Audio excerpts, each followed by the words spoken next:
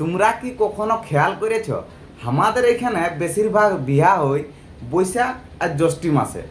চারদিকে তখন বিয়ে বাড়ির আলো, গান, খাওয়া দাওয়া, মানে প্রায় প্রতিদিন কোথাও না কোথাও বিয়ে লেগেই আছে। কিন্তু কখনো ভেবেছ কেন এই দুটো মাসেই এত বেশি বিয়ে হয়? তো চলো তোমাদেরকে আজকে বলে দিই। তো দেখো, এর পিছনে শুধু একটা কারণ নাই, এর পিছনে অনেকগুলো কারণ আছে। যেমন এক হচ্ছে ধর্মীয় বিশ্বাস, দুই হচ্ছে আবহাওয়া, আর তিন হচ্ছে কৃষিকাজ।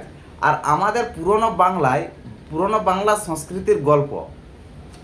হিন্দু পঞ্জিকা অনুযায়ী বৈশাখ আর জ্যৈষ্ঠ মাস মানে শুভ দিন থাকে।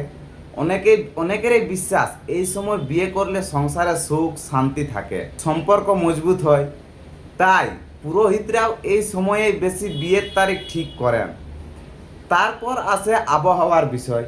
শীত তখন শেষ, আবার পুরো বর্ষাও নামেনি, না থাকে প্রচণ্ড ঠান্ডা আর না অত বৃষ্টি।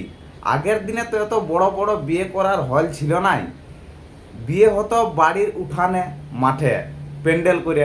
তাই বৃষ্টি না থাকাটা খুব গুরুত্বপূর্ণ ছিল। আর একটা বড় কারণ ছিল কৃষিকাজ। এক সময় বাংলার বেশিরভাগ মানুষই চাষবাসের সঙ্গে জড়িত ছিল। বৈশাখ আর জ্যৈষ্ঠীর সময়ে চাষের চাপ তুলনামূলক কম থাকতো। তাই আত্মীয় স্বজন সবাই সময় নিয়ে বিয়েতে আসতে পারত, আনন্দ করতে পারত। আর একটা সুন্দর বিশ্বাসও আছে, বৈশাখ মানেই তো নতুন বছর। তাই অনেকেই মনে করেন নতুন বছরের শুরুতে নতুন সংস্কার করা মানে খুব শুভ।